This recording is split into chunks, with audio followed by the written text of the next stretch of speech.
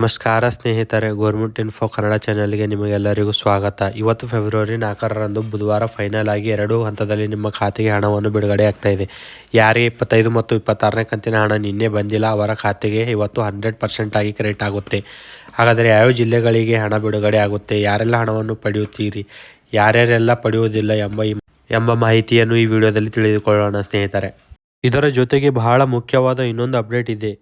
ಏನಪ್ಪ ಅಂದರೆ, ಯಾಕೆ ಗೃಹಲಕ್ಷ್ಮಿ ಯೋಜನೆ ಹಣವನ್ನು ಸರಿಯಾಗಿ ರೀತಿಯಲ್ಲಿ ಬರುತ್ತಿಲ್ಲ. ಇದಕ್ಕೆ ಲಕ್ಷ್ಮೀ ಹೆಬ್ಬಾಳ್ಕರ್ ಅವರು ಹೇಳಿದ್ದಾರೆ. ಸುಮಾರು 54,000 ಜನಗಳನ್ನು ಗೃಹಲಕ್ಷ್ಮಿ ಲಿಸ್ಟ್ನಿಂದ ತೆಗೆದು ಹಾಕಿದ್ದಾರೆ. ಅದಕ್ಕೆ ಕೆಲವರ ಜನರಿಗೆ ಹಣವನ್ನು ಬರುತ್ತಿಲ್ಲ.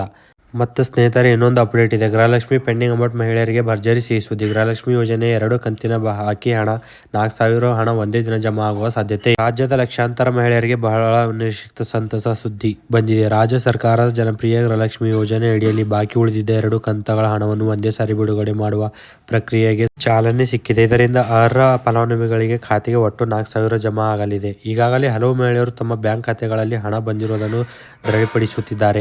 ಈ ಯೋಜನೆ ಆರಂಭವಾದ ದಿನದಿಂದಲೇ ಕುಟುಂಬದ ಮಹಿಳಾ ಮುಖ್ಯಸ್ಥರಿಗೆ ಪ್ರತಿ ತಿಂಗಳು 2,000 ಆರ್ಥಿಕ ನೆರವು ನೀಡಲಾಗುತ್ತಿದೆ. ಇದೀಗ ಬಿಡುಗಡೆಯಾಗುತ್ತಿರುವ 2 ಕಂತುಗಳೊಂದಿಗೆ ಒಬ್ಬ ಫಲಾನುಭವಿಗೆ ಒಟ್ಟು 52,000 ಸಹಾಯಧನ ಸಿಕ್ಕಂತಾಗಿದೆ.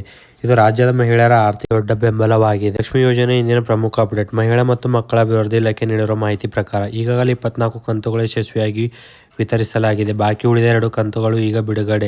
ಒಟ್ಟು ಲಭಿಸಿದ ಹಣ 52,000. 26 ಕಂತುಗಳು 2,000 ನೇರವಾಗಿ ಹಣವನ್ನು ಫಲಾನುಭವಿಗಳ ಡಿಬಿಟಿ ಮೂಲಕ ಕ್ರೆಡಿಟ್ ಆಗಿದೆ.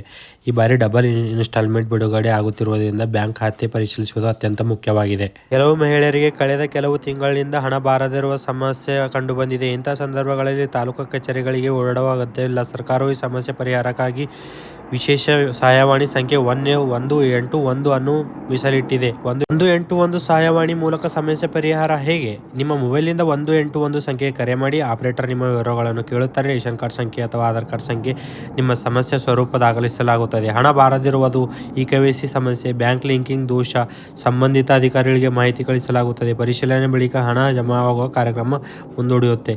ಈ ವ್ಯವಸ್ಥೆಯಿಂದ ಮನೆ ಬಿಟ್ಟು ಕಚೇರಿಗೆ ಹೋಗುವ ತೊಂದರೆ ತಪ್ಪುತ್ತದೆ. ಹಣ ಬಾರದ ಪ್ರಮುಖ ಕಾರಣಗಳು ಯಾವುವು ತಿಳಿದುಕೊಳ್ಳೋಣ ಸ್ನೇಹಿತರೆ. ಹಣ ಜಮಾವಾಗದಿದ್ದರೆ ಸಾಮಾನ್ಯವಾಗಿ ಈ ತಾಂತ್ರಿಕ ಕಾರಣಗಳು ಇರಬಹುದು. ಬ್ಯಾಂಕ್ ಖಾತೆಗೆ ಆಧಾರ್ ಕಾರ್ಡ್ ಲಿಂಕ್ ಆಗಿಲ್ಲ, ಇ-ಕೆವೈಸಿ ಅಪ್ಡೇಟ್ ಆಗಿಲ್ಲ, ಖಾತೆ ನಿಷ್ಕ್ರಿಯ ಅಂದರೆ ಇನ್ಆಕ್ಟಿವ್ ಆಗಿರುವುದು, ಬ್ಯಾಂಕ್ ಖಾತೆ ವಿವರಗಳಲ್ಲಿ ಹೆಸರಿನ ತಾರತಮ್ಯ. ಮೊದಲು ನಿಮ್ಮ ಬ್ಯಾಂಕ್ಗೆ ಭೇಟಿ ನೀಡಿ ಈ ವಿವರಗಳನ್ನು ಪರಿಶೀಲಿಸಿಕೊಳ್ಳುವುದು ಉತ್ತಮ. ಗೃಹಲಕ್ಷ್ಮಿ ಯೋಜನೆ ಪ್ರಸ್ತುತ ಸ್ಥಿತಿ. ಗೃಹಲಕ್ಷ್ಮಿ ಯೋಜನೆ ರಾಜ್ಯ ಸರ್ಕಾರದ ಮಹಿಳಾ ಕಲ್ಯಾಣ ಪ್ರಮುಖ ಯೋಜನೆಗಳಲ್ಲಿ ಒಂದಾಗಿದೆ.